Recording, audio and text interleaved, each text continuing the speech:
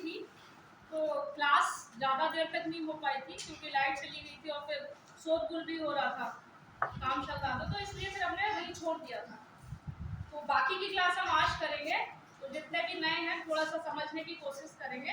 बाकी जब एक नया टॉपिक स्टार्ट होगा तब आप लोग को समझ में आ जाएगा, उसके लिए निश्चिंत रहिए। तो हमने कहाँ छोड़ा था? समाजवाद पे आई थिंक छोड़ा था ना। पहले एक बार फिर बता देती हूँ, जो प्रस्तावना है हमारे संविधान में, वो कहीं ना कहीं हमारे संविधान के बारे में बताती है कि संविधान में क्या कहा गया है, संविधान के जो आदर्श हैं या संविधान की जो भूमिका है, उसकी पूरी रूपरेखा अगर कोई कराता है तो वो कराता है कौन? उद्देशिका या प्रस्तावना।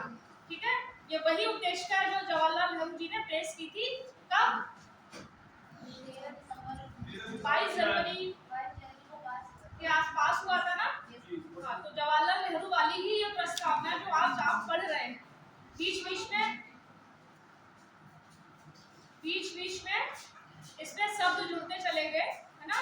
तो शायद मैंने लिखाया था कि नहीं? अरे पता था यशवा, ठीक है। तो हमारा आज जो उसमें संविधान की उद्देशिका में, प्रस्तावना में कुछ बड़े बड़े शब्द हैं। उन शब्दों का जो मतलब है वो हमारे लिए बहुत जरूरी है। हमें शब्दों का मतलब भी पूछ सकता है एग्जाम में, है ना। फैक्चुअल होगा तो साफ पूछ लेगा कि हम कौन सा समाजवाद है ना, या फिर ये पूछ लेगा कि कौन से शब्द है जो इस संविधान में जोड़े गए, है ना। ये सारी चीजें तो हम उन शब्दों का ही मतलब समझ रहे थे। बहुत से शब्द हो गए जैसे संप्रभुता हो गया, है ना, लोकतांत्रिक, गणराज्य, पंथ निरपेक्षता, ये सारे शब्दों को हम समझ रहे थे।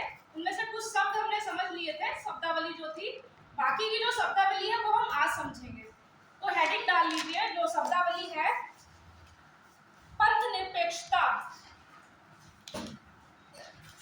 पंथ निरपेक्षता का जो साधारण सा शब्द लिख लीजिए पहले। पंथ निरपेक्षता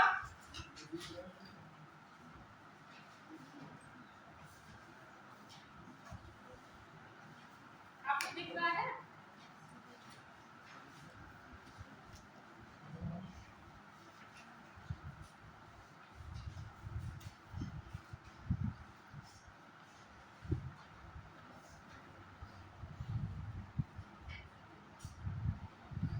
इसमें हम चर्चा करेंगे पंथ निरपेक्षता एक्चुअली होती क्या है।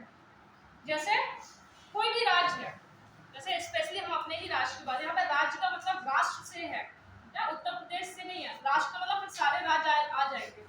तो पंथ निरपेक्षता में होता क्या है कि कोई भी जो राज्य है वो किसके आधार पर भेदभाव नहीं करता, या तो वो सभी धर्मों को समान संरक्षण देगा, समान दृष्टि से देखेगा, या फिर वो एक दूसरा भी कह सकते हैं कि या तो वो किसी भी धर्म को नहीं मानेगा।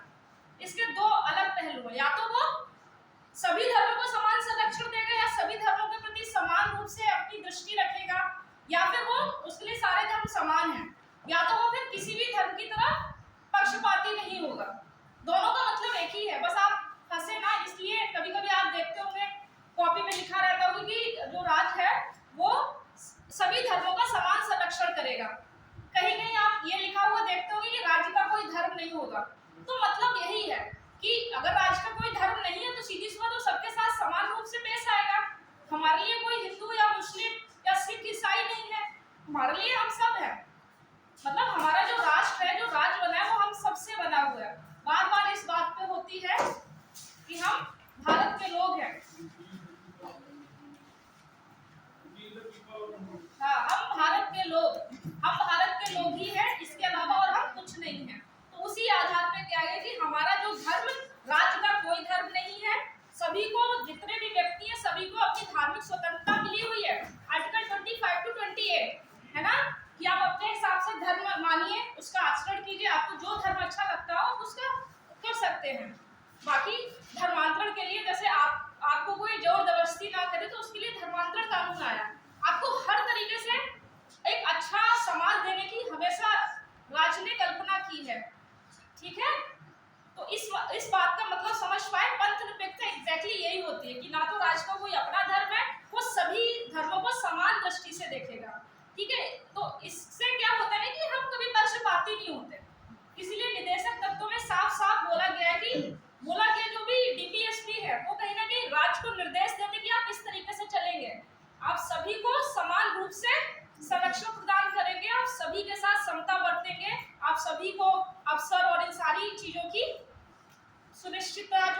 भागीदारी आप सुनिश्चित करेंगे। तो इसको थोड़ा सा लिख लीजिए।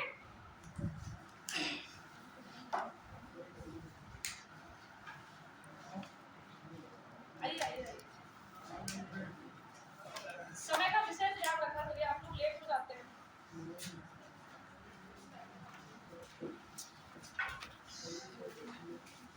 लिखिए,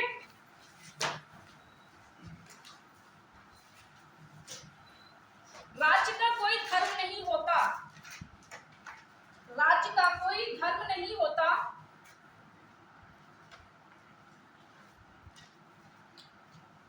राज्य का कोई धर्म नहीं होता, राज्य सभी धर्म का समान, राज्य सभी धर्मों को समान दृष्टि से देखता है। राज्य का कोई धर्म नहीं होता, राज्य सभी धर्मों को समान दृष्टि से देखता है। नेक्स्ट पॉइंट, धर्मनिरपेक्षता के मतलब क्या होते हैं? आप कभी फंसे ना अगर कुछ और आए तो, इन सब का मतलब वही है। तीसरा पॉइंट ये, धर्म के आधार पर भेदभाव नहीं किया जा सकता, धर्म के आधार पर भेदभाव नहीं किया जा सकता।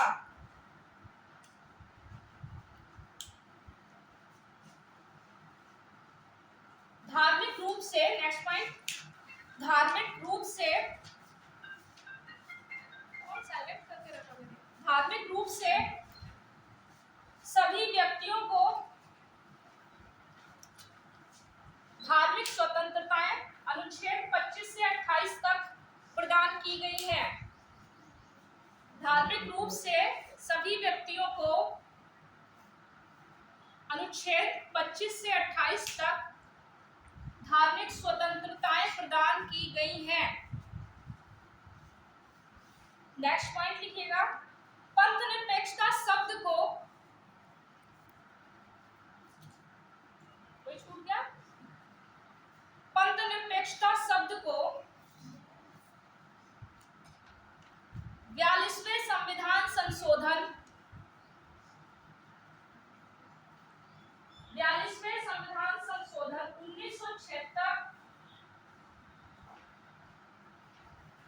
1976 द्वारा जोड़ा गया।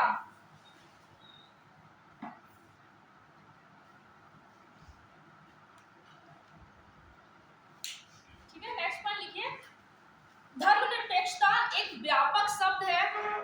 पहले कभी विवाद हो जाता था कि धर्मनिरपेक्षता और पंथ निरपेक्षता, तो जो पंथ निरपेक्षता है उसी के अंदर धर्मनिरपेक्षता आती है। धर्मनिरपेक्षता मतलब जो होता था वो संकुचित होता था।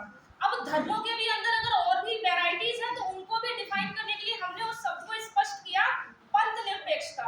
ठीक है, तो वो लिख लीजिए, धर्मनिरपेक्षता, सॉरी, पंथ निरपेक्षता, पंथ निरपेक्षता एक व्यापक शब्द है जिसमें धर्मनिरपेक्षता भी शामिल है। तो जो धर्मनिरपेक्षता पहले शब्द था वो संकुचित था, उसमें विवाद होता रहता था, इसलिए उसको और व्यापक तरीके से दिखाने के लिए हम क्या बोलते हैं? पंथ निरपेक्षता। पंथ में फिर सारी चीजें आ जाती हैं, धर्म से रिलेटेड और भी चीजें होंगी वो भी आ जाएंगी। ठीक है, मार्क्स ने कहा है, लिखिए नेक्स्ट पॉइंट, मार्क्स ने कहा है, मार्क्स ने कहा है धर्म अफीम के समान है, धर्म अफीम के समान है। ऐसा लगता है आपको कि नहीं लगता है? अफीम में जो नशा होता है वही धर्म में नशा होता है। अगर हम धार्मिक राज्य होते हैं तो हम पूरी तरीके से बटे होते हैं, मतलब एक होता है कि धर्मनिरपेक्ष राज्य होना, जैसे धार्मिक राज्य बात करें जैसे पाकिस्तान है ना, या धर्म विरोधी राज्यों की बात करें जैसे चाइना हो गया या क्यूबा हो गया, ये ऐसे राज्य हैं जो धर्मनिरपेक्ष नहीं है, वो कहीं ना कहीं या तो धर्म के विरोध में है या धर्म के समर्थन में है। लेकिन हम कैसे राज्य? धर्मनिरपेक्ष। तो जो मार्क्स है, एक बार ऐसे क्वेश्चन आया था कि ये कथन किसने कहा था, तो मार्क्स का ये बहुत फेमस कथन है कि जो धर्म है वो अफीम के समान है। जब हम अफीम खाते हैं तो हमें नशा हो जाता है, हमारी सोचने समझने की शक्ति पूरी खत्म हो जाती है, फिर हम बहे चले जाते हैं। हमारे यहाँ पे भी कभी कभी धार्मिक दंगे हो जाते हैं, तो वो एक तरीके से सब में नशा आ जाता है ना, लड़ने वड़ने के लिए, अब हम इसको मार देंगे उसको मार देंगे। जब हम सोचो, जब हम धर्मनिरपेक्ष राज है, तब हमारे यहाँ पे धार्मिक दंगे हो जाते हैं कभी कभी, है ना, सांप्रदायिकता फैल जाती है कि नहीं। अगर ऐसा, इसीलिए इसको रोकने के लिए राज्य क्या करता है, कदम उठाता है। इसलिए क्योंकि राज्य का कर्तव्य है क्या, कि वो धर्मनिरपेक्षता को बनाए रखे। क्यों? क्योंकि हमें धर्मनिरपेक्ष राज्य, और ये बात किसमें कही गई है, संविधान में। इसीलिए हमको कैसे चलना चाहिए, संविधान के हिसाब से। कंफर्म? नेक्स्ट पॉइंट लिखिए। गांधी ने कहा है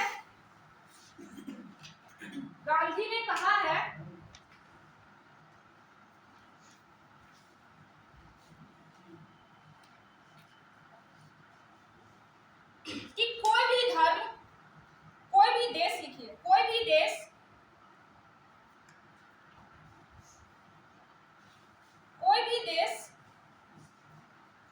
धर्मनिरपेक्ष नहीं हो सकता।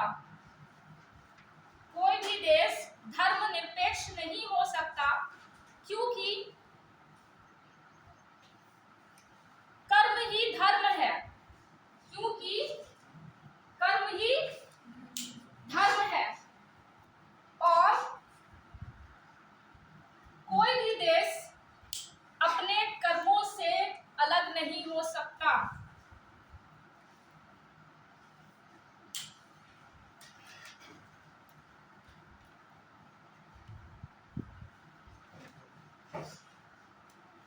गांधी जी ने कितनी प्यारी बात कही। यहाँ पे धर्म का मतलब संप्रदाय से बिल्कुल भी नहीं, जो हम बात करते हैं हिंदू मुस्लिम सिख ईसाई। धर्म का मतलब है धारण करना।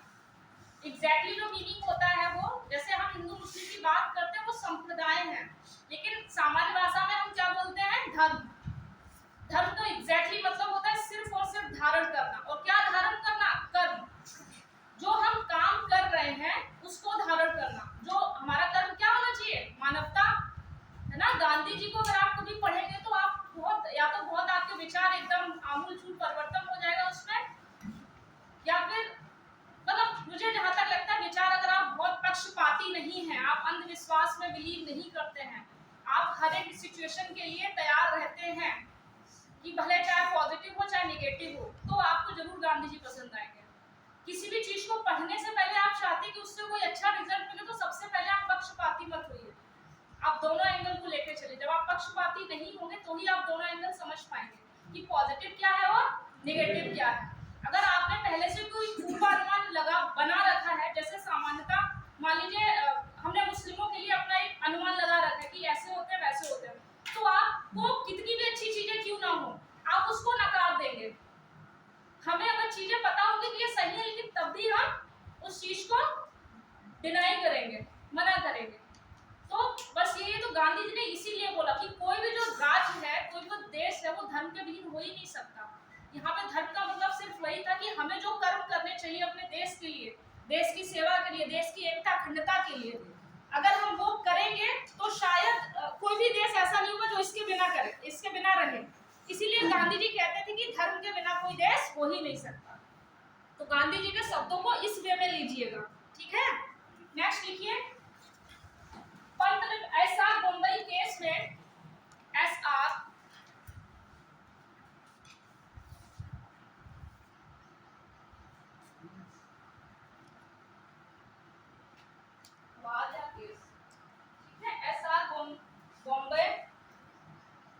बम्बई वाद में सुप्रीम कोर्ट ने कहा है, में सर्वोच्च न्यायालय ने कहा है कि पंथ निरपेक्षता संविधान का आधारभूत ढांचा है।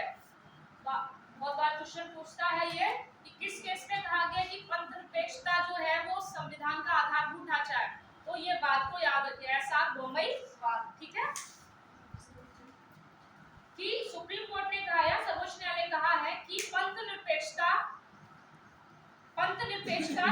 संविधान का आधारभूत ढांचा है। मतलब अगर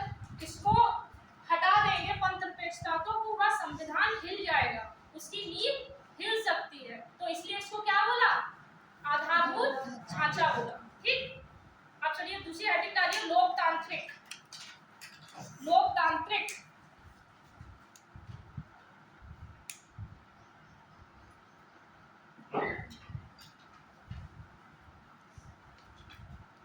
देखिए, लोकतांत्रिक सरकार की बात की जाए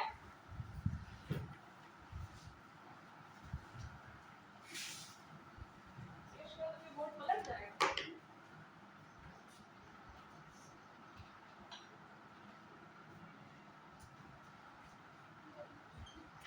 ये दो तरह का होता है, एक प्रत्यक्ष, ऐसे लिख लीजिएगा, साथ लिखिए ताकि समझाते समय आपको ना लिखना पड़े। एक अप्रत्यक्ष।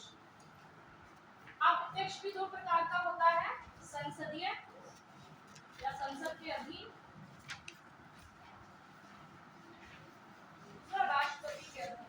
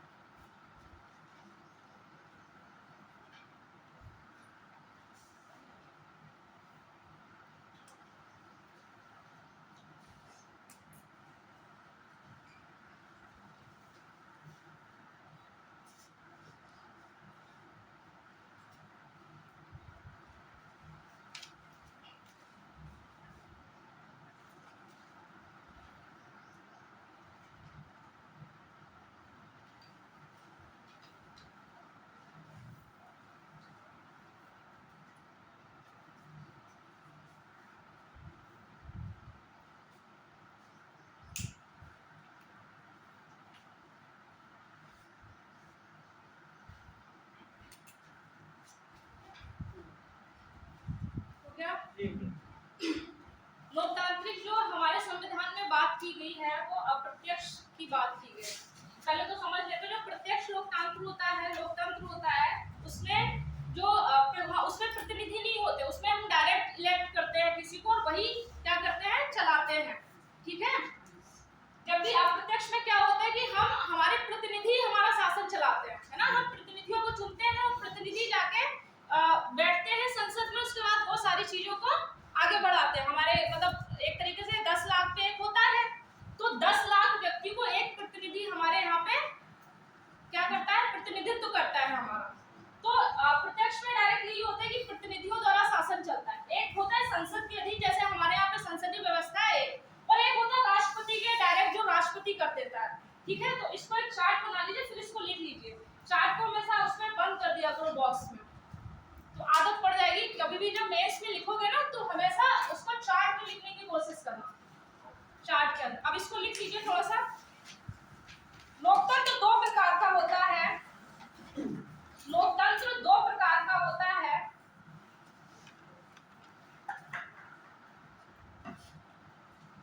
प्रत्यक्ष एवं अप्रत्यक्ष। प्रत्यक्ष लोकतंत्र में लोग, प्रत्यक्ष एवं अप्रत्यक्ष। प्रत्यक्ष लोकतंत्र में लोग अपनी शक्ति का इस्तेमाल, अपनी शक्ति का इस्तेमाल प्रत्यक्ष रूप में करते हैं।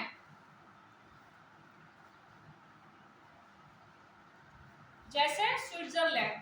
ठीक है। दूसरी ओर पैरा चेंज करके, दूसरी ओर अप्रत्यक्ष लोकतंत्र, अप्रत्यक्ष लोकतंत्र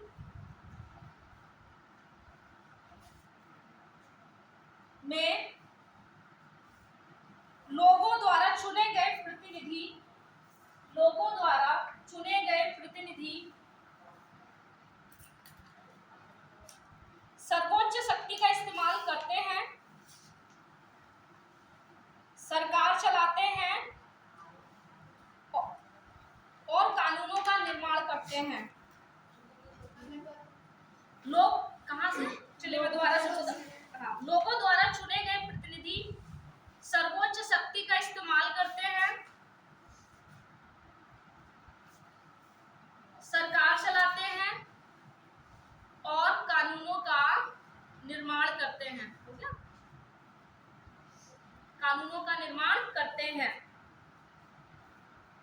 इस प्रकार के लोकतंत्र को प्रतिनिधि लोकतंत्र भी कहा जा सकता है।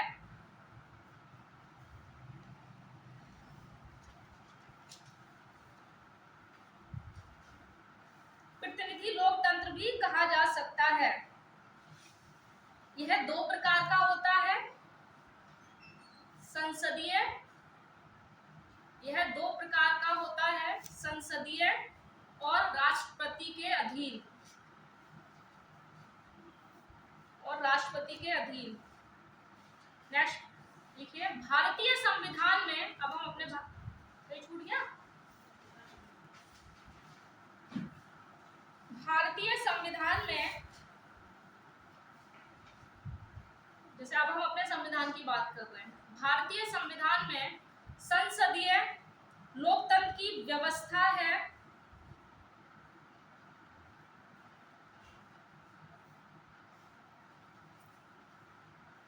संसदीय लोकतंत्र की व्यवस्था है जिसमें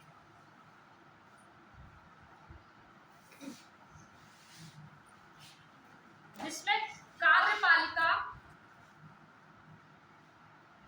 अपनी सभी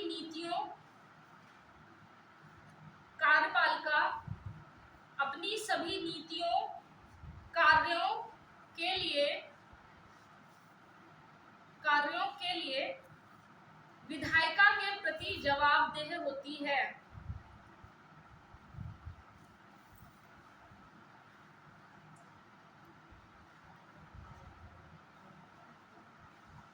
ठीक, नोट करके लिखिए, नोट।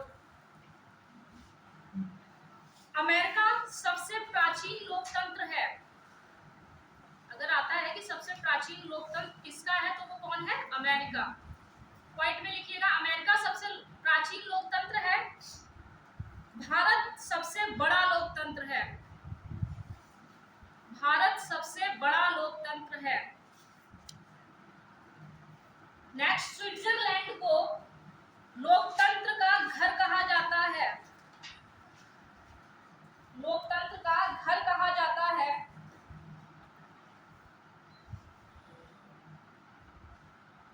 यहाँ प्रत्यक्ष लोकतंत्र विद्यमान होता है, जैसा कि हमने पढ़ा अभी। यहाँ प्रत्यक्ष लोकतंत्र विद्यमान होता है।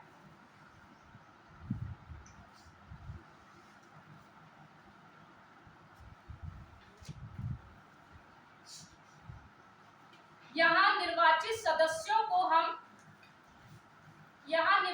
सदस्यों को हम वापस भी बुला सकते हैं। सोचिए, वहां का लोकतंत्र की बात ही कुछ और होगी, क्योंकि अगर आपने कुछ भी इधर उधर किया तो आपको वापस बुला लिया जाएगा जब भी, इसीलिए उसको लोकतंत्र का घर कहते हैं। समझ पाए? ठीक है, यहाँ पे निर्वाचित सदस्यों को वापस बुला लिया जाता है, जिसे प्रत्यावाहन कहते हैं। कभी आ जाए प्रत्यावाहन क्या होता है, तो अपने जो निर्वाचित सदस्य हैं उनको बुलाना, वापस बुलाना, प्रत्यावाहन कहलाता है। प्रत्यावाहन।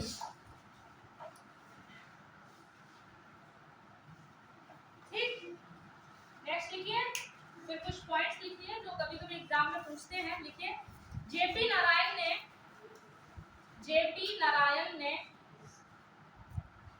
दल विहीन लोकतंत्र की कल्पना की थी। क्वेश्चन आ जाएगी, दल विहीन लोकतंत्र की कल्पना किसने की थी? जेपी नारायण। मतलब दल होता ही नहीं, कोई भी दल नहीं होता। यस, तो जेपी नारायण ने दल विहीन लोकतंत्र की कल्पना की थी।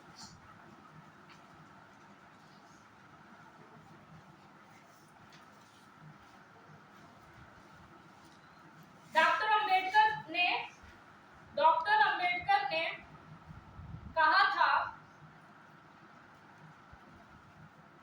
अंबेडकर ने कहा था कि लोकतंत्र की सबसे बड़ी बाधा जाति व्यवस्था है।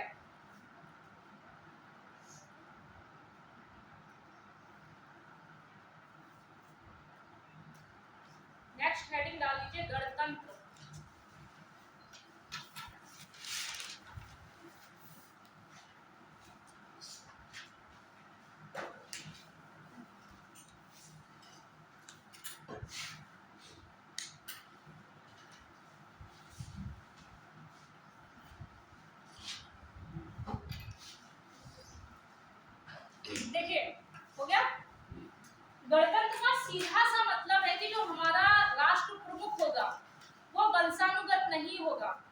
मतलब उसको हम चुनकर लेके आएंगे, ठीक है। इसका साफ और केवल इतना ही मतलब होता है, और किसी मतलब में मत पड़िएगा। सीधा सा मतलब क्या कि हमारा जो राष्ट्र प्रमुख होगा यानी राष्ट्रपति होगा वो कैसा होगा, चुनकर लेके आएंगे हम उसको, ना कि वंशानुगत होगा कि ऐसा नहीं कि इनके कोई है वंशज अब वो राष्ट्रपति बनेंगे, ऐसा नहीं है। तो गणतंत्र का सीधा सा मतलब इतना होता है। जैसे राजतंत्र पढ़ा है ना, राजा का बेटा या राजा का बेटा ऐसी बनता चला जाता है ना। तो वो हमारे यहाँ ऐसी कोई व्यवस्था नहीं है। हमारे यहाँ पे बोला है कि जो राष्ट्र प्रमुख होगा वो हम उसको नियुक्त करेंगे। बस लिख लीजिए लोकतांत्रिक मतलब गणतंत्र, सॉरी जब देश का प्रमुख जब देश का प्रमुख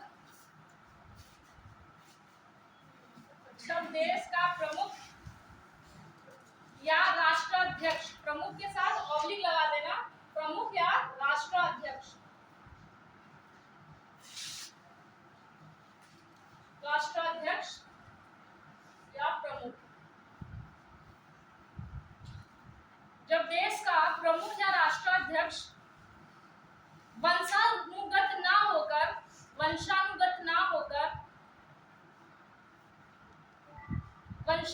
ना होकर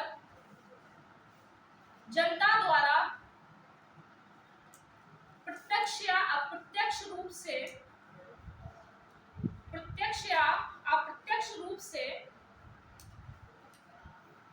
निर्वाचित होता है तो उसे गणतंत्र कहते हैं, ठीक है। जैसे एग्जांपल भारत और कहाँ है, यूएसए, अमेरिका में सारी शक्तियां राष्ट्रपति के अधीन होती हैं, और हमारे यहाँ पे केवल संविधान का प्रमुख होता है, ठीक। एग्जांपल लिख लेना, भारत और अमेरिका।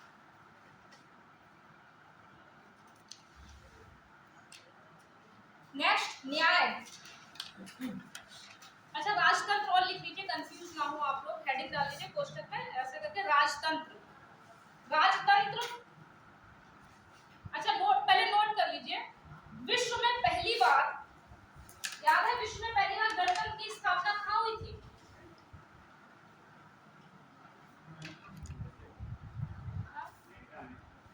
उससे भी पहले, मतलब अगर उसमें चले जाए हिस्ट्री में तो लिच्छवी गणराज्य याद है, वही वहां पे लोकतंत्र चलता था। तो लिखिए विश्व में पहली बार गणतंत्र की स्थापना,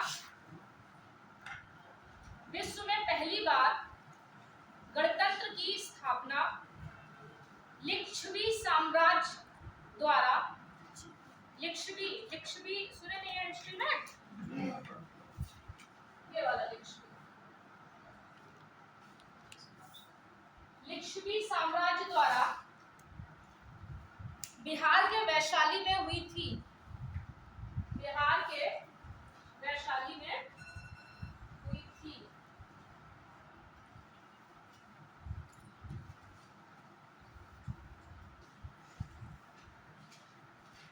तो लिखिए राजतंत्र, जहां देश का प्रमुख या राष्ट्राध्यक्ष,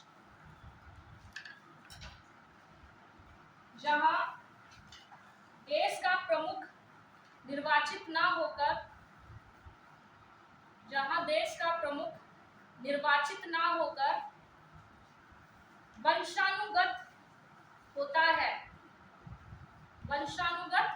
है, उसे राजतंत्र कहते हैं। जैसे याद है किसी को, इंग्लैंड में नहीं सुना, ये महारानी द्वितीय तृतीय पता नहीं कौन कौन सम्राट, ये सब तो वो उनके वंशानुगत है, इसीलिए तो महारानी एक, महारानी दो, पता नहीं कितनी महारानियां चलती आई हैं, ठीक, समझ गए। नेक्स्ट लिखिए न्याय, हेडिंग डालिए न्याय।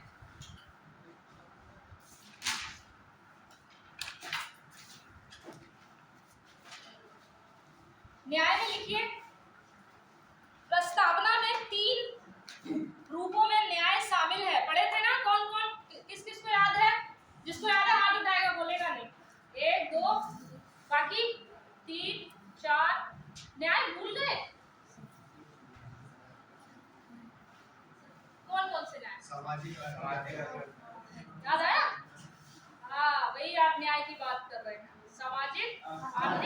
तो प्रस्तावना में 3 प्रकार के न्याय की बात की गई है।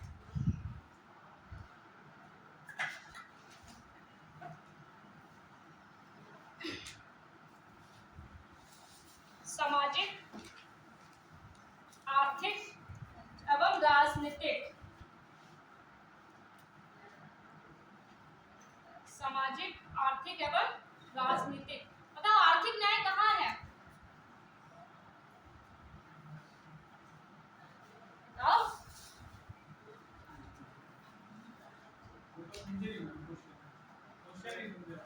आर्थिक न्याय की व्यवस्था कहाँ की गई है? कहाँ कहाँ उल्लेखित है आर्थिक न्याय की बात? कहाँ कहाँ की गई? कुछ याद आ रहा है? दिमाग दौड़ाइए। डीपीएसपी पढ़े हैं? उसमें भी और बाकी हाँ उसी पे बात हुई है, डीपीएसपी में ही बात हुई है, तो लिखिए।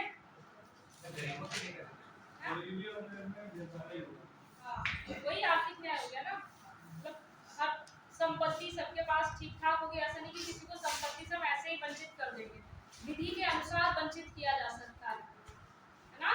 बुलडोजर संस्कृति पढ़े हैं? हाँ, तो आजकल जो अवैध अतिक्रमण है उसमें ज्यादा मतलब ज्यादा ध्यान दिया जा रहा है ना। चाहे तो वो अगर क्लेम कर सकते हैं, अगर उन्हें ऐसा लगता है कि उनकी संपत्ति का जो हनन है वो गलत तरीके से होता है, विधि के अकॉर्डिंग नहीं हो रहा है ना। तो आपने देखा होगा कि कोई भी अगर ऐसी बुलडोजर चलती है तो कोई ये नहीं कहता कि हमारे साथ गलत हो सकता है। जैसे कानपुर वाला जो विवाद था वो गलत था कि 2 महिलाएं थी, महिलाएं और एक बच्ची थी, उनकी बेटी थी, तो मतलब बहुत संवेदनशीलता वाला मतलब हीनता वाला काम किया सरकार ने भी और प्रशासन ने कि अगर आप जैसे जब किसी का अतिक्रमण हटाना होता है ना तो उससे पहले नोटिस जाता है कि ऐसे ऐसे करके होता है, कि अगर आपको लगता है कि ऐसा नहीं है तो आप उसके विपक्ष में बोल सकते हैं कुछ भी। लेकिन वहाँ प्रशासन का क्या ये हुआ कि आप देख रहे हैं कि 2 महिलाएं अंदर घुस गई और फिर आग लग गई है ना। तो फिर प्रशासन का पहला काम स्पेशली एसडीएम को निलंबित कर दिया गया ना। एसडीएम जो भी कोतवाल थे तो उनका पहला काम होना चाहिए था आग बुझाने का। पहली प्राथमिकता क्या होनी चाहिए थी? जान बचाने की, है ना। लेकिन वहां पे संवेदनहीनता दिखाती हूँ वो बुलडोजर और जो भी चलवा दिया तो बहुत गलत था। मतलब ये दिखाता है कि हम कितने असंवेदनशील हैं। इसीलिए जब हम सिविल सर्विसेज की तैयारी करते हैं तो पेपर होता है, पेपर 4 एथिक्स, है ना। उसमें एग्जैक्टली हमें हमारे कुछ एक अच्छे प्रशासक के गुण होते हैं, संवेदनशीलता उसमें गुण होता है कि आप समानुभूति पढ़ते हैं, सहानुभूति पढ़ते हैं। सहानुभूति क्या कि कोई जा रहा है, थोड़ी सी दया दिखा दी, यार बड़ा खराब हुआ इसके साथ। समानुभूति क्या कि उस तकलीफ को हमने महसूस किया और उसके अकॉर्डिंग हमने उसके लिए हेल्प के लिए हाथ आगे बढ़ाया। जैसे कोई बूढ़ी महिला गिर गई है ना, तो कोई जा रहा है तो वो बोल देगा बताओ बेचारी गिर गई है, बूढ़ी है, बस कह के निकल गए, तो इसको हम क्या कहेंगे? समानुभूति हो गई। समानुभूति क्या होगी कि एग्जैक्टली हमने देखा तो हम बढ़े कि भाई गिर गई, हम उठा दें उन्हें, उनसे थोड़ा सा पूछ ले कहाँ जाना है, तो ये एग्जैक्टली हम उनका दुख महसूस कर पाए।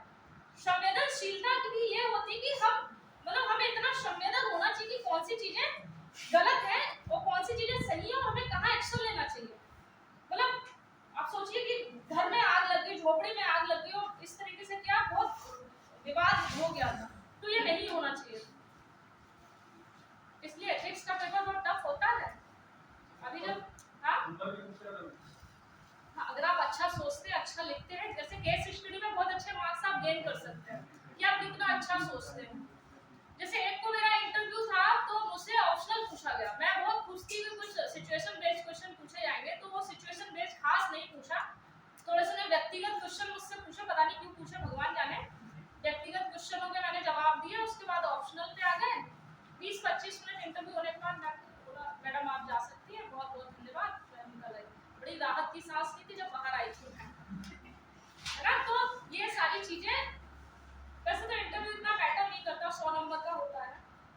तो अच्छा प्रशासन, जैसे हम जब सिविल सर्विसेज की तैयारी करते हैं ना, तो जो बहुत बार एथिक्स पढ़ते हैं और आपने ईमानदारी से एथिक्स पढ़ ली तो आप ऑफिसर बनने से पहले एक अच्छे इंसान पक्का बन जाएंगे।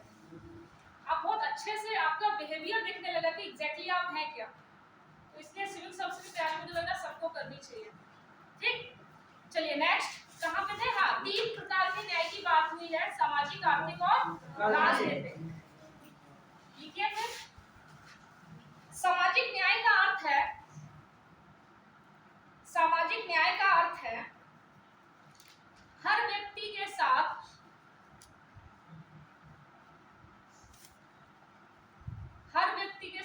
जाति, रंग, धर्म, लिंग आदि के आधार पर भेदभाव नहीं किया जाएगा।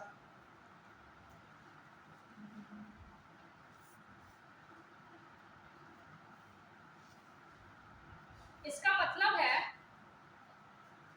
कि समाज में वर्ग विशेष के लिए विशेषाधिकारों की अनुपस्थिति, इसका अभिप्राय है समाज में वर्ग विशेष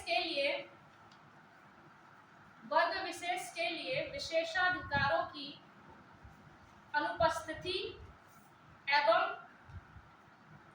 अनुसूचित जाति, जनजाति,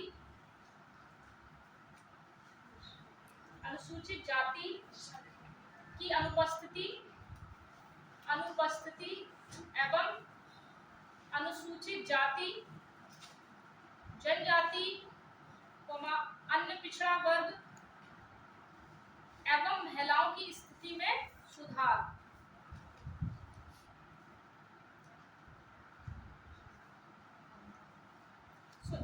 ठीक है, देखिए हमने कितने अच्छे सामाजिक न्याय की बात की है।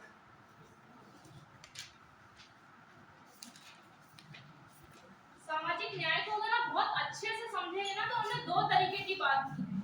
क्या? पहली बात क्या की है? एक तो हम भेदभाव नहीं करेंगे, ठीक, धर्म के आधार पर, लिंग के आधार पर, रंग के आधार पर, ठीक है, जाति के आधार पर, जो भी है, ठीक। एक जो आप देखेंगे सामाजिक न्याय में एक पक्ष केवल इतना हो सकता है, लोग इसको सामाजिक न्याय कह सकते हैं, लेकिन हमारे संविधान निर्माताओं ने इससे भीतर भी एक सामाजिक न्याय की बात की। वो क्या?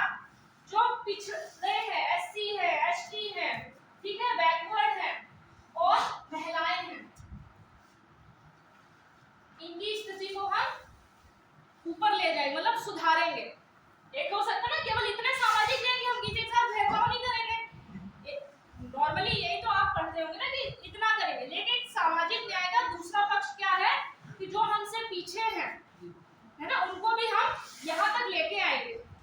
जैसे अगर कोई यहाँ है और कोई यहाँ है, तो ये सामाजिक न्याय तो हो गया, लेकिन दूसरा क्या कि हम इनको भी यहाँ तक लेके आएंगे, दैट इज योर सामाजिक न्याय।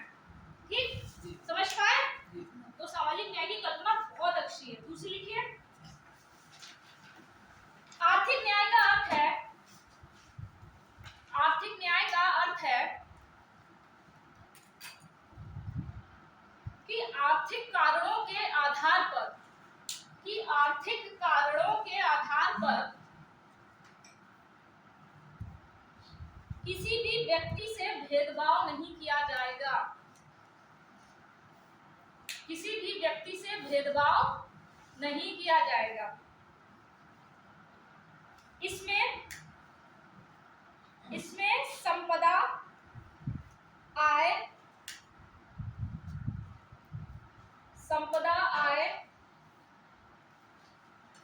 और संपत्ति की असमानता और संपत्ति की असमानता को दूर करना भी शामिल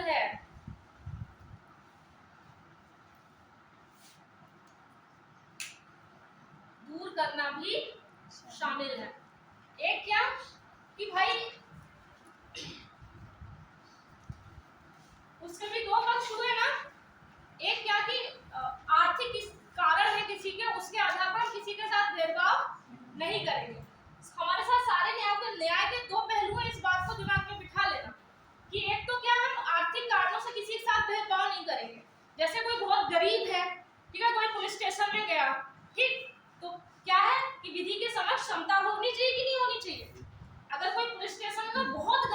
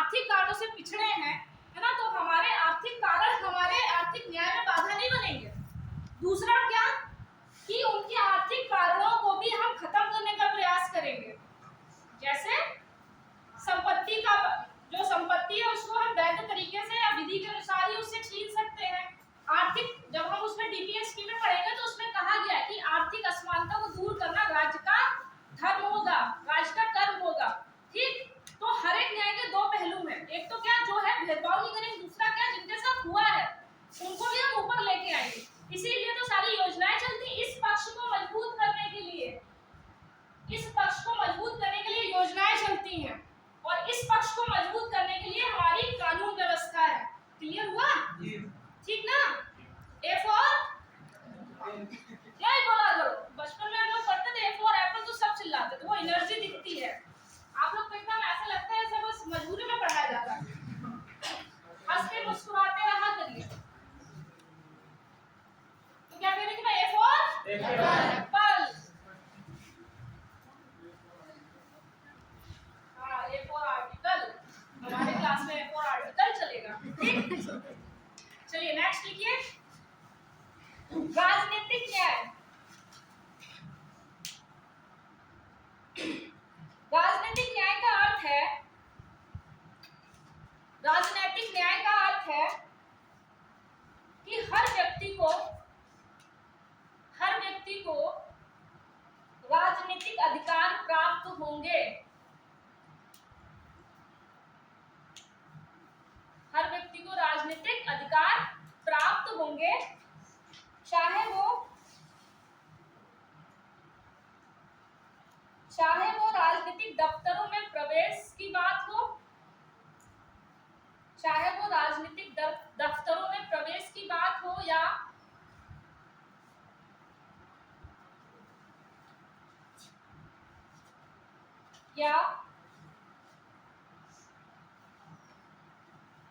सरकार तक अपनी बात पहुंचाने का अधिकार। जैसे आप सभी लोग राष्ट्रपति बनने के क्वालिफिकेशन रखते हैं, आप लोगों को पता है 35 वर्ष की आयु कंप्लीट कर लीजिए, भारत के नागरिक तो होंगे ही, है ना? तो आप में से कोई भी राष्ट्रपति बन सकता है। तो हमारे ये राजनीतिक अधिकार है कि हमारे संविधान में जितनी भी क्वालिफिकेशन दी गई है किसी भी पद के लिए, अगर आप उन क्वालिफिकेशन को पास कर लेते हैं तो आप वो पद धारण कर सकते हैं। फिर दूसरा मैटर नहीं कि आप कितने गरीब हैं, कितने अमीर हैं। मोदी जी चाय वाले थे ना, है ना? तो सोचो कहाँ से आ गए वो, अब नहीं है। तुम क्या चाहते हो, अभी भी वो चाय बेचे, तो देश चला रहे हैं। ठीक है, तो एक हमारे दिखाते हैं कि हमारे यहाँ पे कोई भी उठ के आ सकता है, सरकार चला सकता है जिसमें काबिलियत हो, जो योग्यताओं को धारण करता हो। ठीक ना, समझ पाए? नेक्स्ट लिखिए। स्वतंत्रता।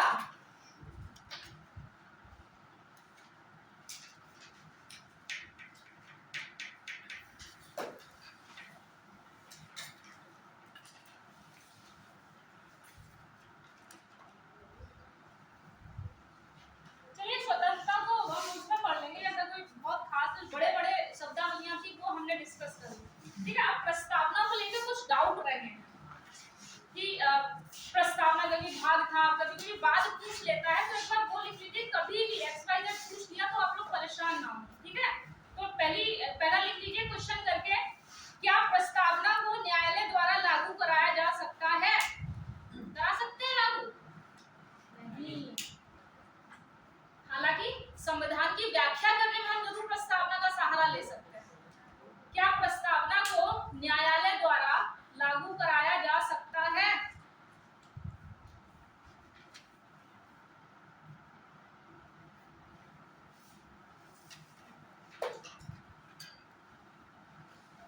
तो लिखिए नहीं।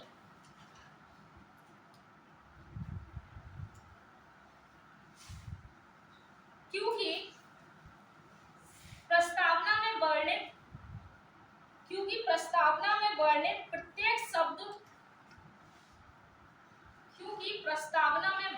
प्रत्येक शब्द किसी ना किसी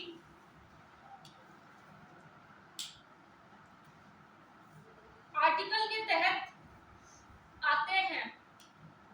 जैसे हमने आर्टिकल के तहत आते हैं। संविधान सर्वोच्च शक्ति है। संविधान सर्वोच्च शक्ति है।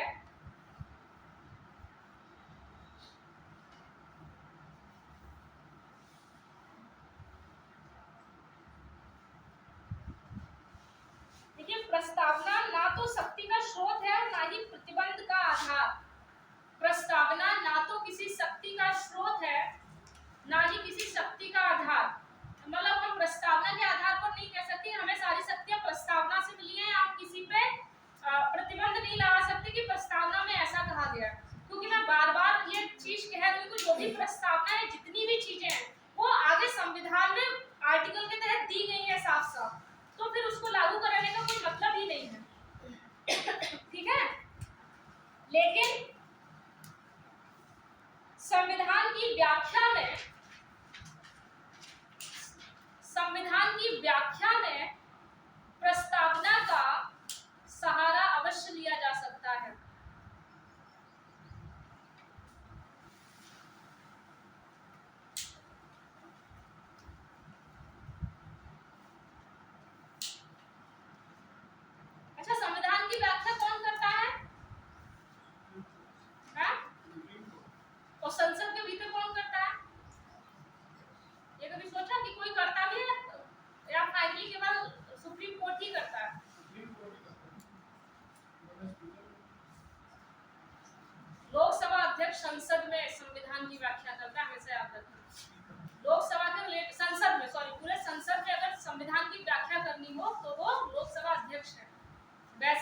संविधान की व्याख्या है वो कौन करता है? सर्वोच्च न्यायालय। ठीक, लिखिए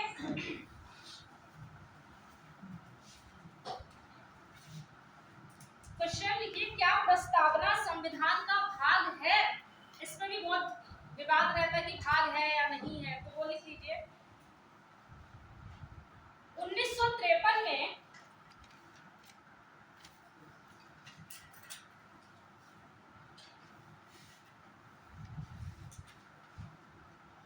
हेनरी बेरूवादीवाद, ये एक वाद था, एक केस था, हेनरी बेरूवादीवाद। 1953 में हेनरी बेरूवादीवाद ने सुप्रीम कोर्ट ने परंपरागत दृष्टिकोण अपनाते हुए कहा,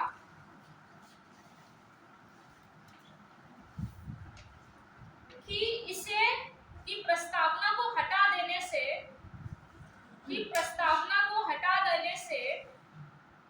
संविधान की पवित्रता पर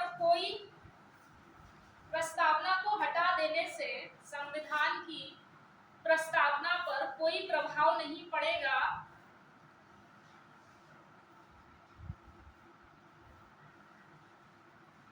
ठीक, इस बात में तो उन्होंने बोल दिया कि संविधान अगर प्रस्तावना हटा भी दे तो कोई प्रभाव नहीं पड़ेगा। फिर नेक्स्ट केस आया, देखिए 1960 में केशवानंद भारतीवाद, 1960 में केशवानंदवाद में सुप्रीम कोर्ट ने या एससी ने, सुप्रीम कोर्ट ने व्यापक दृष्टिकोण अपनाते हुए कहा कि संविधान की प्रस्तावना संविधान का भाग है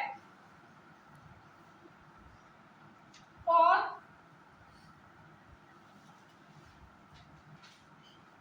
संविधान की प्रस्तावना में उसी प्रकार से संशोधन किया जा सकता है जैसे सामान्य प्रावधानों में होता है। कि पहला क्या बोला कि संविधान प्रस्तावना जो है वो संविधान का भाग है। दूसरा, इसमें उसी प्रकार से संशोधन हो सकता है जैसे अन्य प्रावधानों में होता है। कहीं छूट गया आपका? इसमें उसी प्रकार से संशोधन हो सकता है जैसे अन्य प्रावधानों में होता है।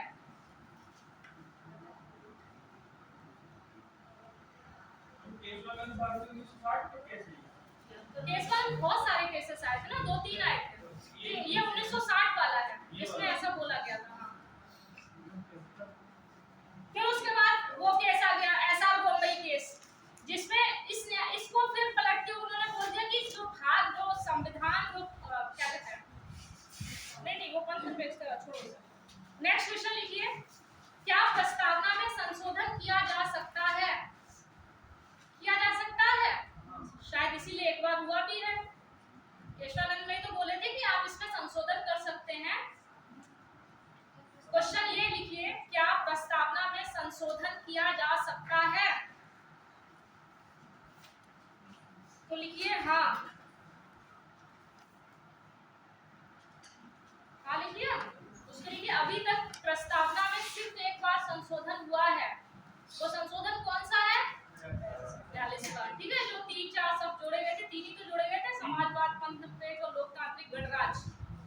ठीक,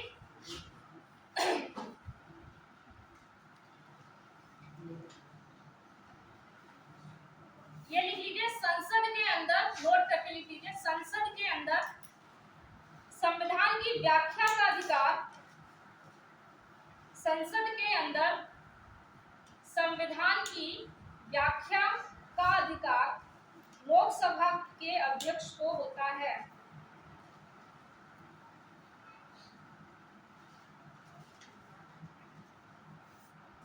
कौन कौन पीसीएस का फॉर्म भर दिया इस बार? अच्छा हाँ, अभी तो आने वाला है, 3 से स्टार्ट, आज ही से स्टार्ट होगा ना। तो कौन कौन भरने के मूड में है? एक सभी भरिएगा, जितने हाथ नहीं उठाए वो भी भर देना।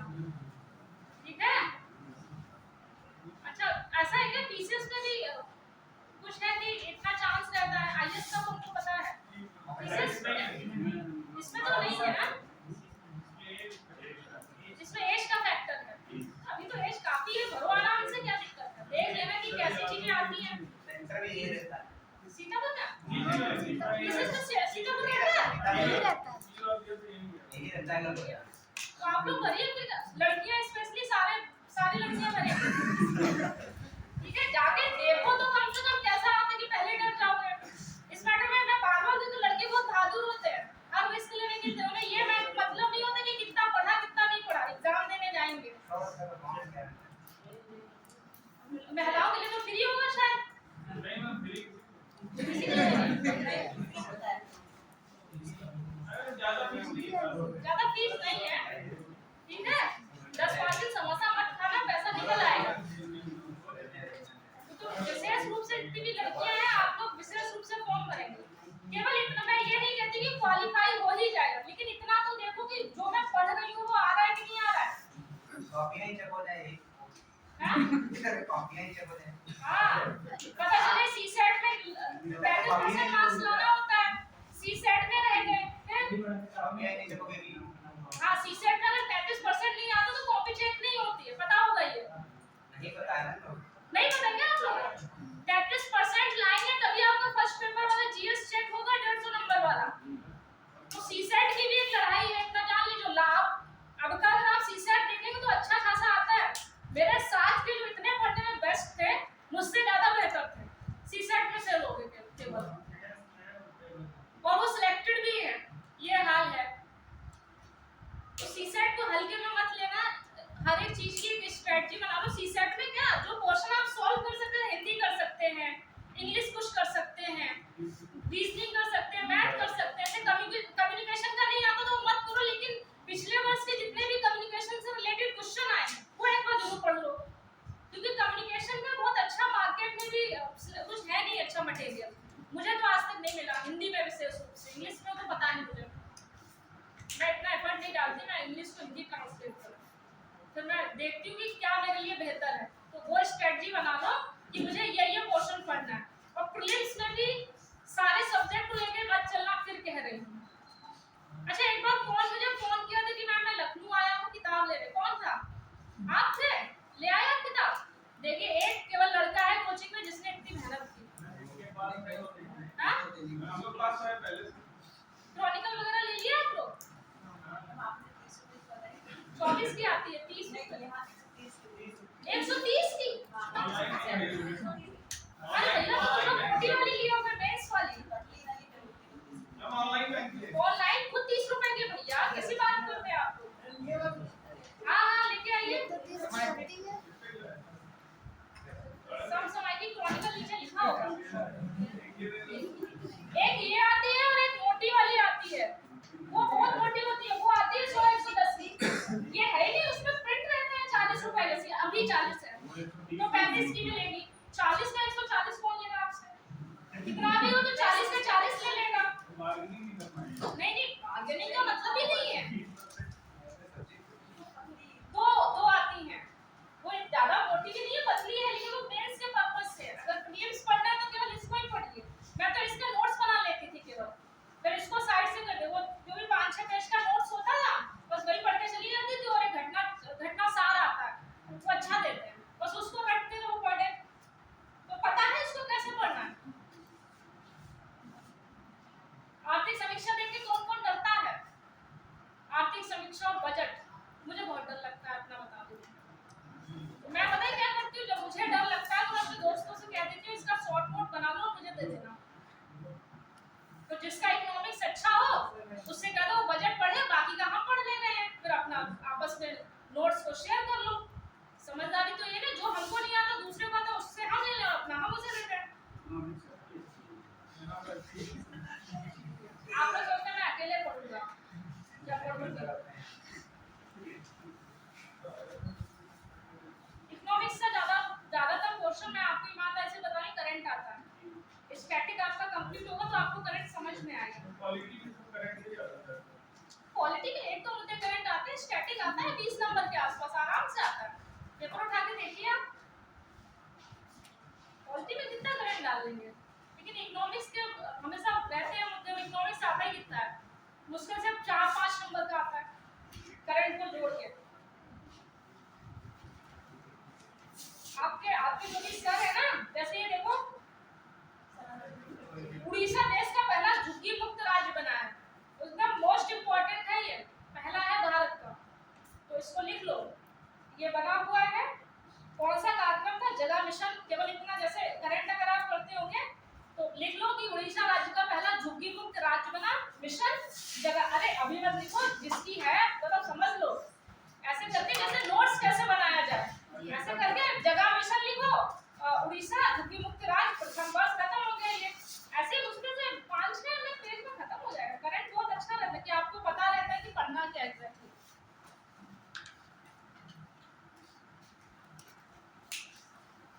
ठीक, समझ में आया? तो ये प्रस्तावना होगी खत्म। तो तुम सब लोग फॉर्म भर देना, जो ना भर पाए तो मुझे बता देना, तो मैं डांट लगा दूंगी। तुमने सोचा मैं भर दूंगी? नहीं, आप सभी लोग भी लड़के हैं वो तो भरिएगा विशेष रूप से। अच्छा, जो भी नए थे उनको समझ में आया कि एग्जैक्टली आज पढ़ाया क्या गया? समझ में आया आपको? आपको मैडम आया ना? थोड़ा बहुत तो आया होगा। जब नया टॉपिक शुरू होगा तो उसमें समझ में आएगा।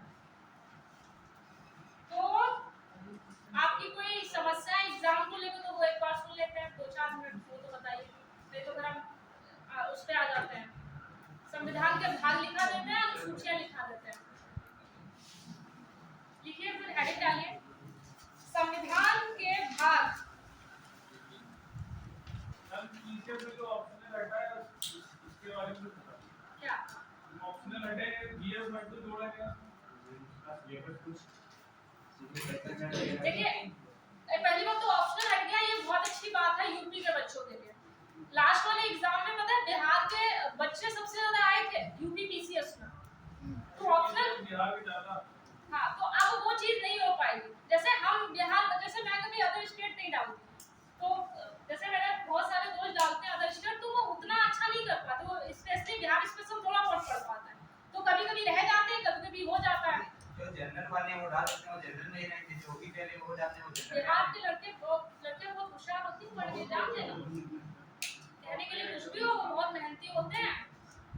ठीक है, तो इसलिए लास्ट वाले पीसीएस में बहुत ज्यादा ऐसा हुआ था कि बहुत ज्यादा बच्चे जो है बाहर के ही आए थे, तो इसलिए ऑप्शनल को भी हटाएंगे। क्योंकि जो ऑप्शनल होता था ना, जैसे मान लीजिए मैथ्स है, जैसे मैथ्स का 200 नंबर का है पेपर, ठीक, अब किसी को सारे क्वेश्चन आए तो उसको 200 में से 200 पूरे मिल जाते थे। और जो ह्यूमैनिटी के सब्जेक्ट थे, जो मानकीय जो सब्जेक्ट थे, जैसे सोशल साइंस, जैसे सोशियोलॉजी हो गया, ठीक है, ज्योग्राफी हो गया, पॉलिटी हो गया, ये सारे ऐसे सब्जेक्ट हैं जिसमें अच्छी मार्किंग नहीं होती। जैसे आपने 200 है तो आपको बहुत हाईएस्ट 120, 130 तक मिलेगा। सोचो तो सीधी सी बात है, जिसने 200 पाए उसकी मेरिट का अंतर कितना हो जाएगा ऑप्शनल से। तो इसी भेदभाव को खत्म करने के लिए ऑप्शनल हटा दिया गया। अब क्या होगा, आप जीएस में क्या होता है, सबका स्कोर आसी पास रहता है, बहुत ज्यादा महान नहीं कर पाते। ऑप्शनल में जिसका मैथ बहुत अच्छा है वो 200 में से 200 ले आएगा, और आपने कितना भी अच्छा ज्योग्राफी या पॉलिटी क्यों ना पढ़ा, लेकिन आपको लिमिटेड ही मार्क मिलेंगे। क्योंकि भाई मैथ में 10 का कुछ ने पूरा किया, आंसर निकाला, 10 में लेंगे। हम कितना भी अच्छा लिख लें तो हमें 8 में से 5 और 4 ऐसे ही मिलेंगे, तो हम कितने पीछे हो गए कि नहीं हो गए? तो इसी अंतर को खत्म करने के लिए हमने ऑप्शनल हटा दिया।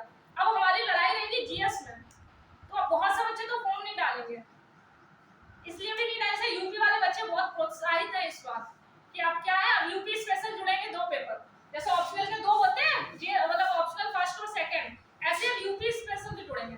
और हाँ, मुझे लग रहा है जितने भी हम लोग यूपी के हैं ना, यूपी को और अच्छे से पढ़ सकते हैं। एक जुड़ाव तो लगता ही होगा जब हम पढ़ते हैं कि ऐसे है कि पूर्वी और पश्चिमी और यूपी पढ़ते हैं, तो एक अच्छा समझ में आता है। तो वो चीज अब हमको उसका लाभ मिलेगा कि आप कितना अच्छा लिख रहे हैं। बाहर वाले उस चीज को इतने अच्छे से नहीं समझते जितना आप समझ सकते हैं। आप अपने क्षेत्र की समस्या उतनी जमीनी स्तर से लिख सकते हैं जितना बिहार वाला नहीं लिख पाएगा। तो इसी चीज को खत्म करने के लिए ऑप्शनल हट गया। और हाँ, यूपी स्पेशल इसका बहुत अच्छा आने वाला है प्रीलिम्स में, तो इसलिए यूपी स्पेशल पहले से बोल दी, कम से कम 10-15 नंबर का आएगा। जनगणना विशेष रूप से पढ़ लेना, जैसे लास्ट टाइम जनगणना कम आई थी और यूपी स्पेशल भी ठीक ठाक आया था। जैसे इससे पहले यूपी स्पेशल का एक भी क्वेश्चन नहीं आया था। फिर बच्चों ने ऑब्जेक्शन किया कि जब हम यूपी का लोक सेवा आयोग है तो यूपी से रिलेटेड क्वेश्चन नहीं है, तो फिर उन्होंने 2-3 डाले और अब ऑप्शनल ही हट गया। तो यकीन मान लीजिए 15 के आसपास यूपी से रिलेटेड क्वेश्चन रहेंगे, तो बहुत अच्छा स्कोर आप कर सकते हैं। पहली बार में आप एग्जाम क्वालिफाई कर सकते हैं। विशेष रूप से जो सब्जेक्ट है, आप अब ऐसा ये मत आर्या पार का है, किसका है, कुछ सब्जेक्ट पढ़िए, सब कुछ लेकर मत चलिए। यूपी स्पेशल पढ़ लीजिए, ठीक, यूपी स्पेशल पढ़ लीजिए, उसके बाद आप इन्वायरमेंट याद से पढ़ लीजिए, ठीक है, उसके बाद आप पॉलिटी पढ़ लीजिए और मॉडर्न हिस्ट्री पढ़ लीजिए और आप ज्योग्राफी में विशेष कर से इंडियन ज्योग्राफी और वर्ल्ड ज्योग्राफी का मैप वाइज कि आइलैंड वगैरह पूछ लेता है कौन कहाँ है, और करंट अफेयर, ठीक, 1 2 3 4 5 6 कुछ बचा है क्या, बचे हैं लेकिन उनसे इतना खास मतलब नहीं है। अगर बहुत अच्छी एक स्ट्रेटजी रखनी है तो लिमिटेड पढ़िए और उतना भी अच्छे से पढ़िए, और सबसे इम्पोर्टेंट कि प्रीवियस ईयर के क्वेश्चन रट लीजिए आप, इनको रट के रख लीजिए, और अटेम्प्ट आपका 140 प्लस ही होना चाहिए, तब तो आप रेस में आएंगे। आप सोच रहे हैं कि हम 110 120 करके आए, जिनकी एक्यूरेसी बहुत अच्छी है, वैसे मुझे तो नहीं लगता कि वहाँ एक्यूरेसी इतनी काम करती है। अभी मेरा इसमें 22 में हुआ था तो मैंने 145 अटेम्प्ट किए थे, तब जाके मुझे लग रहा है 90 के आसपास रहे थे, मुझे कितने गलत होंगे कितने कटे होंगे, तो 140 के प्लस ही स्कोर करना, 140 रहेगा तो मान लीजिए आपके 30 गलत हो गए, 35 गलत हो गए, बचा कितना, 35 मान ले तो कितना बचा, 105, इसको 3 से 3 का 3 3 भी 6 12 माइनस कीजिए, कितना बचा, 3 93, सेफ स्कोर है सभी के लिए, ठीक, समझ पा रहे हैं। तो ये स्ट्रेटजी से काम कीजिए, अब ये मत चक्कर रहिए कि अब हम सब पढ़ ले, और इनमें भी वो पोर्शन पढ़िए जो ज्यादातर आते हैं, एले मेले सब देख लीजिए, यूपी स्पेशल तो बहुत मन लगा के पढ़िए, बहुत अच्छे से पढ़िए, स्पेशली इसमें जनगणना पढ़ लेना, भारत की भी जनगणना देख लेना, इन्वायरमेंट का अच्छा खासा पोर्शन आता है, इन्वायरमेंट के लिए आप घटना चक्र पढ़ लीजिए, उससे बाहर कभी नहीं आता, इतना सा होता है, अच्छी उसमें थ्योरी भी बहुत अच्छी थी, उतना पढ़ लीजिए। पॉलिटी के लिए ये चल ही रहा है, ठीक है, अब मुझे नहीं पता एग्जाम से, मुझे तो नहीं लग रहा कि खत्म हो पाएगी पॉलिटी, तो आप अपना वही जब मैं कह रही ना प्रीवियस ईयर का क्वेश्चन देख लीजिए, उससे हो जाएगा।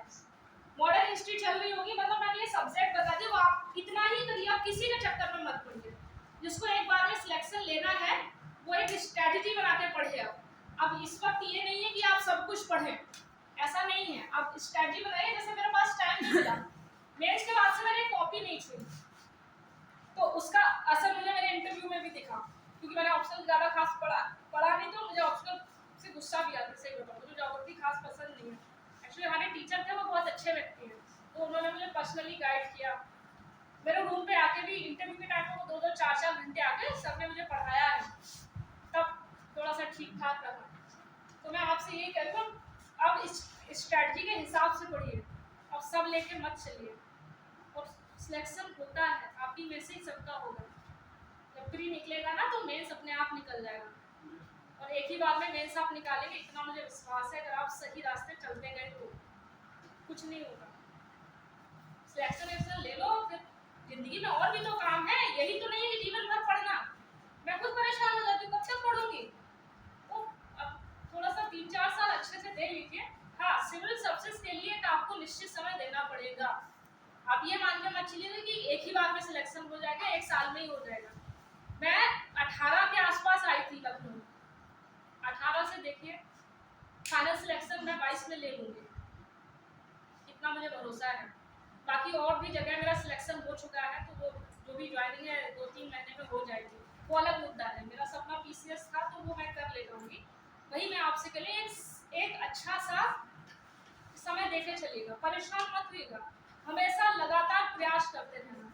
जब होता है कि ना 3-4 हम अटैम्प्ट देते तो हारने लगते हैं, वो बिल्कुल मत करना, हार जाओ, रो लेना, सर फोड़ लेना, सब चलेगा, लेकिन दूसरे दिन से फिर लाइन पे आ जाना, क्योंकि जब हम बहुत पढ़ते हैं और नहीं होता है तो लगता है कि अब नहीं हमारे बस की बात है, तो वो मन में आना चाहिए, लेकिन वो दिमाग पे हावी नहीं होना चाहिए। परेशान होने की अपनी एक लिमिट होती है, परेशान हो लीजिए आप थोड़ा, ठीक है, लेकिन उसके बाद फिर से लग जाइए काम पर। जैसे मैंने अभी कुछ नहीं पढ़ा, लेकिन फिर से मैं ऐसे ही स्ट्रेटजी केवल यही सब्जेक्ट पढ़ूंगी और भी केवल यही पढ़िए, ज्यादा के चक्कर में मत पड़ो। ये पक्का देख लो कि जैसे अगर इधर थोड़ा बहुत हो गया तो ये कवर करवा ले जाएगा। और घटना चक्र सब ले लो, रट मारो। अगर आपने घटना चक्र के हिसाब से भी ये सारे कर लिए ना तब भी सिलेक्शन हो जाएगा। घटना चक्र किस किस के पास है? घटना चक्र बेटी आप लोगों के पास है नहीं, बताइए। घटना चक्र ले लो, 1000-1200 का पूरा सेट आ जाएगा साल में, है? आपके लाइब्रेरी में बुक्स मिलनी स्टार्ट हुई या नहीं हुई? हाँ? कोई जाता ही नहीं? हाँ? अच्छा, जाने नहीं देते, बंद है। तो मैं तो यही कहूँगी नोट्स आपके अपने होने चाहिए, थोड़ा सा पैसा खर्च कर लो एक ही बार, उसके बाद फिर नहीं करना है। घटना चक्र स्पेस की ले लो और प्रीवियस ईयर का क्वेश्चन, फिर केवल इतना कर जाओ, 100% सिलेक्शन हो जाएगा, ठीक है? और एग्जाम के वक्त थोड़ा सा ज्यादा लोगों से मिलना कम कर दीजिए, जैसे जैसे एग्जाम आ रहा है। हाँ? अभी से नहीं, जब होली आ रही तो मिल लो भैया। होली आ रही है, होली तो मिलाप का त्योहार है। तो चलिए हम भाग लिख रहे थे, भाग लिख लेते हैं, कुछ मिसलेनियस थोड़ा सा कंप्लीट हो जाएगा। संविधान के भाग,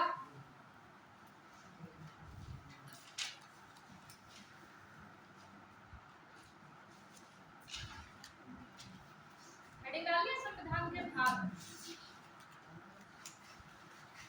थोड़ा सा अपने आप को मोटिवेट अपने आप से किया करो। थोड़ा सा वक्त जब रात में लेटा करो ना सभी लोग, थोड़ा सा सोचा करो कि आज आपने पूरे दिन में अच्छा क्या किया पढ़ाई के लिए। आपको आपकी जो एक होता है कि आपको आपकी क्या स्थिति आपको वो समझ में आ जाएगी। और सबसे बड़ी बात, अपने लिए ईमानदार रहना। अपने के साथ किया गया धोखा जीवन का सबसे बड़ा धोखा होता है। आपने सोचा अरे मुझे आ रहा है मैं कर ले रहा हूँ, ये सबसे बड़ा धोखा। सबसे पहले अपनी कमियां देखिए, मुझ में क्या है। अगर मैं देख रही हूँ 150 में से मैं मात्र 60 कर पा रही हूँ क्वेश्चन सही, तो इसको भी स्वीकार कीजिए। अब 60 से 40 तक की यात्रा बहुत आराम से की जा सकती है अगर आपने पहली बात अपनी कमी स्वीकार कर दी। किसी का 60 से ही जा रहा होगा, किसी का 40 जा रहा होगा, किसी का 50, तो कोई बात नहीं, लेकिन इनके लिए मेहनत कीजिए, है ना। ये मत कीजिए अरे नहीं मेरा तो इतना जा रहा है। होता क्या है ना, कैसी भी जब हम सॉल्व करते हैं तो हमारे लालच आ जाता है कि एक बार देख ले आंसर, तो मत करना कभी। अपना ईमानदारी से अपने साथ धोखा कभी मत करना। ये बात को बार-बार क्योंकि मैंने भी किया है, बाद में फिर समझ में आता है कि ठीक नहीं है। और हमेशा जिनका सिलेक्शन होता जा रहा है हमेशा उनके कांटेक्ट में रहें, ताकि सही गाइडेड आपको गाइड कर सके। आपके और लोग भी होंगे, है ना, आप भी हैं तो जान पहचान में आपके सीनियर या आपके टीचर्स।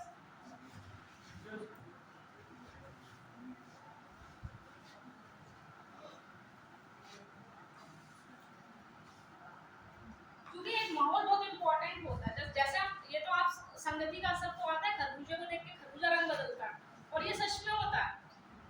जैसे आपने अगर अपनी संगति ऐसी बना रखी है कि बस संगति सबसे इंपॉर्टेंट होती है आपको खराब करने में और आपको अच्छा करने में। तो विशेष रूप से लड़कों को मैं कहूंगी कि अपनी अगर संगति गड़बड़ है तो उसको ठीक कर लें।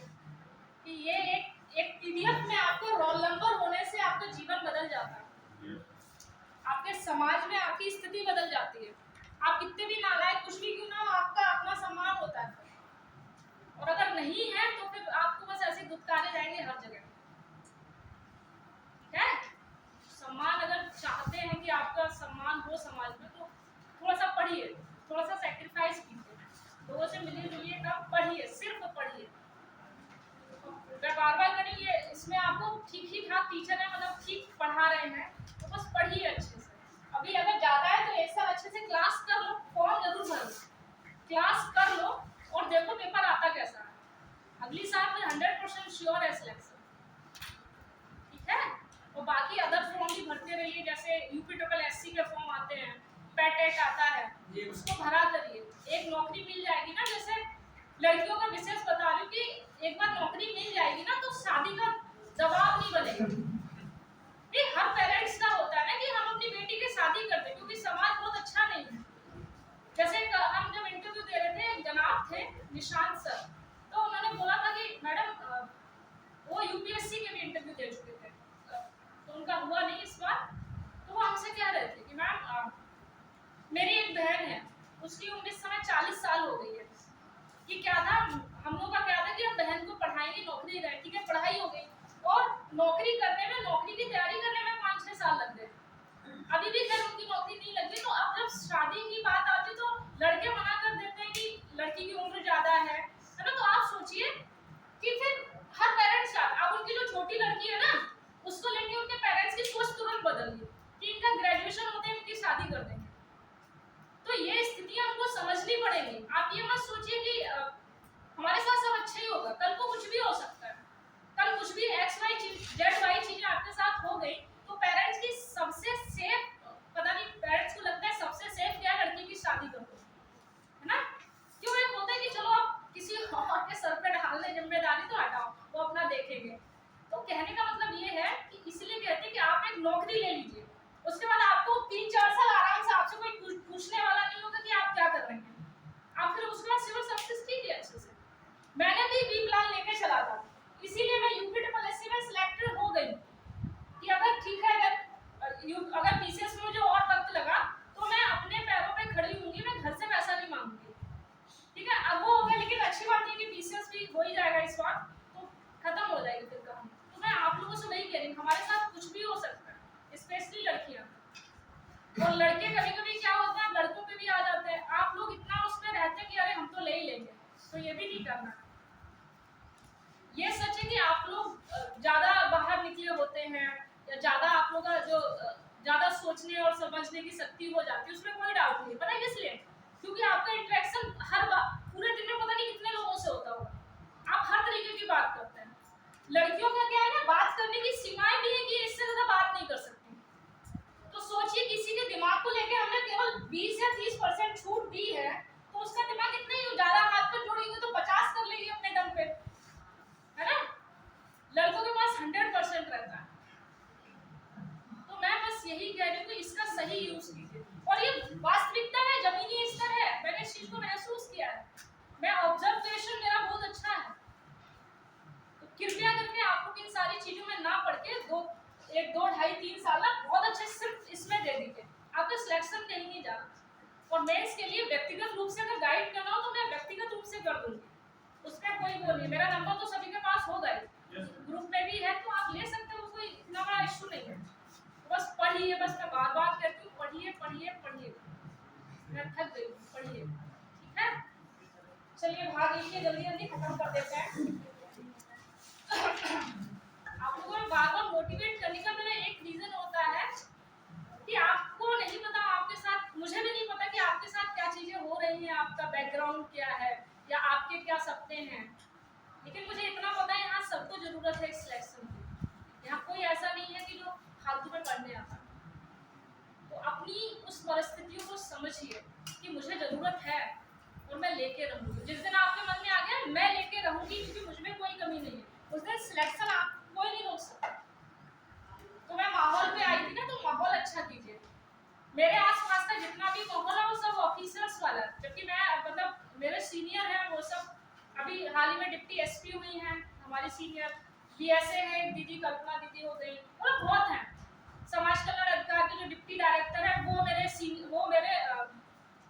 गाइडर रहे हैं, उन्होंने मुझे गाइड किया है व्यक्तिगत रूप, और वो व्यक्तिगत रूप से मेरा बहुत सम्मान करते हैं। मैं डिप्टी डायरेक्टर्स की बात बता रही हूँ। तो अपने माहौल को अच्छा रखिए, आप अगर अच्छे होंगे तो आपकी हर व्यक्ति मदद करेगा। मेरे योगदान में बहुतों का हाथ है, मेरी सफलता में बहुतों का मतलब बहुतों का हाथ है। कभी कभी कहते हैं कि हर सफल व्यक्ति के पीछे महिला का होता है, मेरे महिला पुरुष दोनों का हाथ है। तो मतलब आप ईमानदार रहिए, सच में नेचर का भी अपना एक लॉ होता है, अगर आप ईमानदार हैं नेचर आपको अच्छा देगा, आपके साथ कभी गलत नहीं, देर हो सकती है अंधेर नहीं। जब हम 17-18 में आए थे तो हमारे साथ के सबका सिलेक्शन हो रहा था, मैं बहुत डिमोटिवेट हो जाती कि मैं क्यों नहीं कर पा रही, मतलब बहुत दिक्कत होती थी। इस बीच में मैं बहुत डिप्रेस्ड भी हो गई, बहुत सारी ऐसी गलत चीज़ों में भी पड़ गई जो नहीं पढ़ना चाहिए था। लेकिन मेरी एक बहुत अच्छी आदत है, मैं निकलती बहुत जल्दी हूँ, बहुत फास्ट निकलती हूँ, जो भी मुझे लगता है कि ये गलत है तो वो एनालिसिस रखो, ये पता होना चाहिए हम जो कर रहे हैं वो सही होना चाहिए।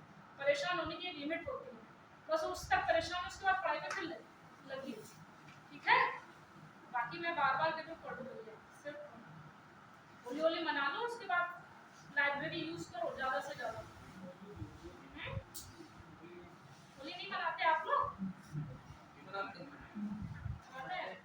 छोटे बच्चों का बढ़िया, आज मैं देख रही थी बस में बैठी तो सब छोटे छोटे बच्चे, मतलब लड़कियां लड़के सब रंग लगा के जा रहे थे। अच्छा लगता है, होली का त्योहार अच्छा है, सारे त्योहार अच्छे हैं। भाग एक देखिए,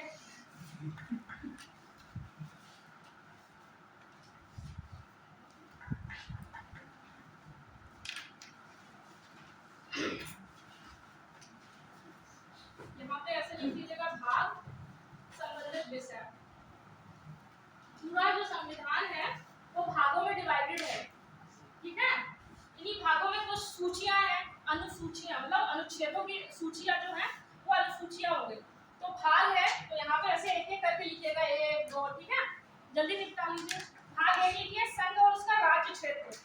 इसमें केवल फैक्चुअल क्वेश्चन आता है कि कौन सा विषय है किस भाग में है, बस तो उनको रट लीजिएगा। भाग एक संघ व उसका राज्य क्षेत्र। भाग 2 नागरिकता। भाग 2 नागरिकता। भाग 3 मौलिक अधिकार। भाग 4 नीति निदेशक तत्व। हो गया। भाग 4 का, भाग 4 के बाद इन्वर्टेड कॉमा में का, मौलिक कर्तव्य। भाग 4 का है मौलिक कर्तव्य। 5 भाग 5 संघ। भाग 6 राज्य।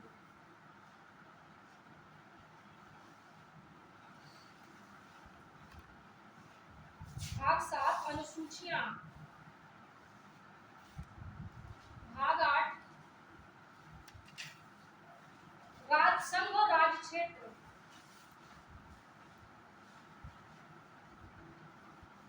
संघ और राज्य क्षेत्र। भाग 9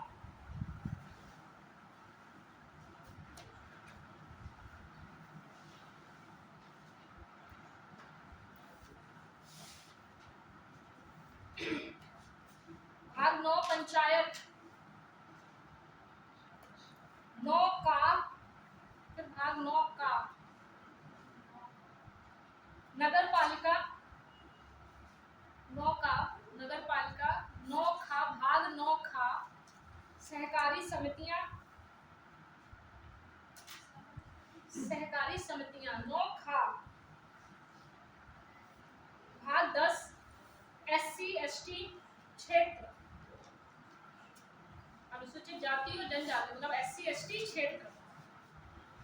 भाग 11 संघ राज्य के संबंध या केंद्र राज्य संबंध जिसको कहते हैं, संघ राज्य या केंद्र राज्य संबंध। भाग 12 वित्त संपत्ति एवं संविदाएं। वित्त संपत्ति एवं संविदाएं।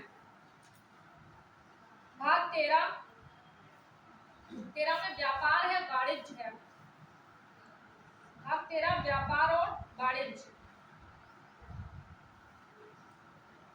भाग 14 संघ एवं राज्य क्षेत्र के अधीन सेवाएं।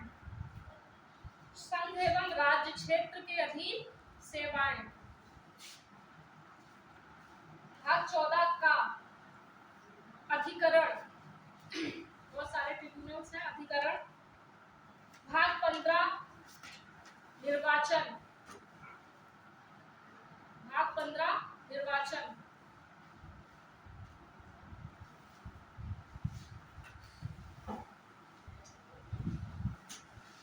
फिर भाग 16 कुछ वर्गों हेतु विशेष उपबंध।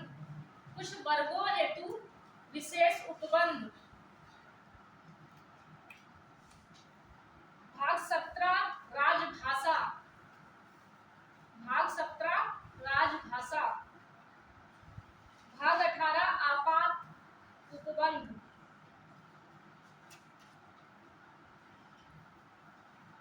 भाग 19 प्रकीर्णन मतलब प्रकीर्ण कर लीजिए। भाग 20 संशोधन, भाग 20 में संविधान संशोधन है। भाग स्थित 21 भाग 21 अस्थायी संक्रमणकालीन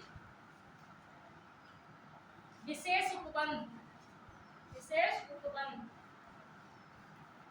भाग 22 संक्षिप्त नाम,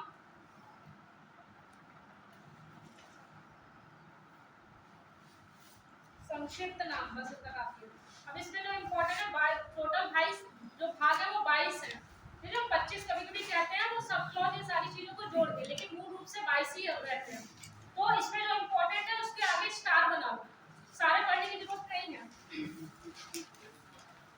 1 2 3 4 और 4 का, उसके बाद 9 पे आ जाइए डायरेक्ट। 9 के दोनों का और खा। 10वां,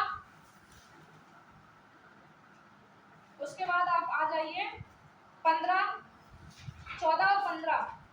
14 में है यूपीएससी और यूपी मतलब जितने भी पीएससी हैं, और 15 निर्वाचन। उसके बाद आप डायरेक्ट आ जाइए 17 राजभाषा, बहुत बार पूछा गया है।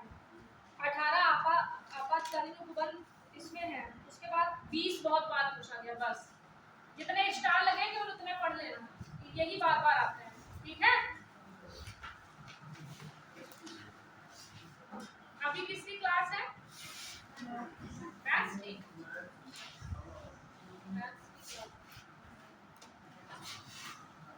क्लास समझ में आ रही है कि नहीं? यार एक और एप्पल वाला बोला तो आ रही है? हाँ, हमेशा सब्जेक्ट को एंजॉयमेंट के साथ पढ़ो। कोई भी चीज को बोरियत से पढ़ोगे ना तो कभी याद नहीं होगी। एक होता है ना कि लॉ ऑफ नेचर, पता है क्या होता है? आप अगर कुछ देंगे, आप लॉ ऑफ नेचर में सबसे इम्पोर्टेंट चीज है लव, प्यार। आप किसी भी चीज को प्यार देंगे, आप किताबों के प्रति आपका प्रेम है, आपकी पढ़ाई के लेके प्रेम है, वो चीजें आपको वापस मिलती हैं। मैं कोई भी काम बिना उसके नहीं कर पाती, प्यार के। प्यार का मतलब होता है जिम्मेदारी भी होती है, लगाव भी होता है। तो उसके साथ हमेशा पढ़ा करो, कोई भी सब्जेक्ट हो, और स्ट्रेटजी बेस्ड पढ़ो। आज कितनी तारीख है? 3 तारीख। 3 तारीख से स्ट्रेटजी, आज जाके सब लोग अपनी अपनी स्ट्रेटजी बनाएंगे कि मुझे एग्जैक्टली पढ़ना क्या क्या है। कल आके मैं देखूंगी सबकी स्ट्रेटजी, मैं व्यक्तिगत रूप